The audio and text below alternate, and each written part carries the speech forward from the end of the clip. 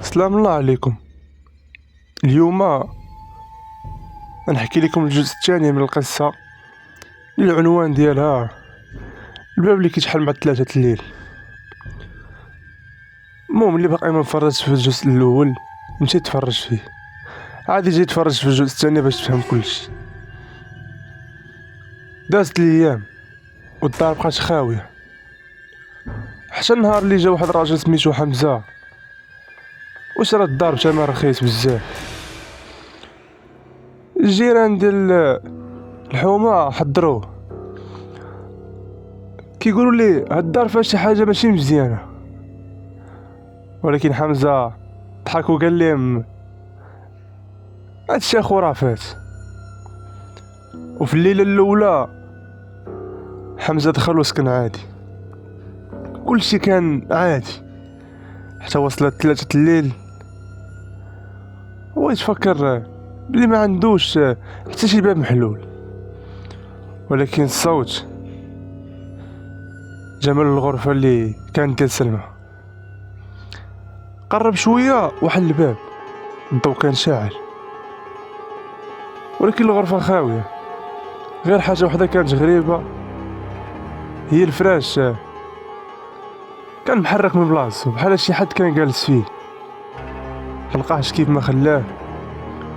والليلة الثانية هاد المرة قرر حمزة مينعش، بقى كيتسنى. دازت الوحدة الليل، دازت الجوج، حتى جات 3 الباب شحل ونفس الصوت عاوتاني. ولكن هاد المرة سمع شي درية صغيرة كتضحك ضحكة خفيفة، ولكن في نفس الوقت حمزة تخلع، دخل يجري ويقول شكون تما، كاين كيسمع السكات.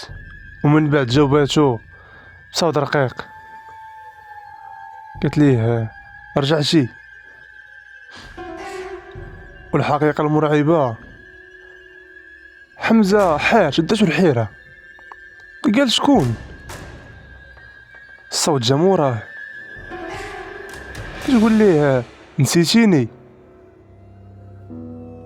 حمزة تلفت بالزربة وشاف بنت صغيرة لابسة لباس قديم، هي نفسها سلمى بنت الناس اللي كانوا ساكنين في الاول، ولكن عينيها ما فيهم حتى روح. قالت ليه هو قال لي باللي غادي ترجع.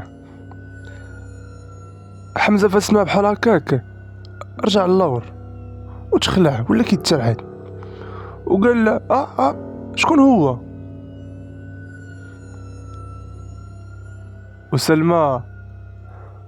وسلمى نعتات في الباب ديال البيت، والباب شحال بوحدو، وبان داك الراجل عنده واحد الظل كبير واقف في الباب، وقال بصوت غليظ كل واحد كيخرج من الدار كيرجع. وسكت شويه، ولكن هاد المره ما غاديش تخرج. الضو طفى وتسمع غير النفس ثقيل، والقطعة ديال الباب تسدات. نهاية الجزء الثاني. ما تنساوش ديك اللايك متابعة باش يطلع لكم اي جديد، وتسناو الجزء الثالث والاخير اللي غادا تكون فيه الصدمة.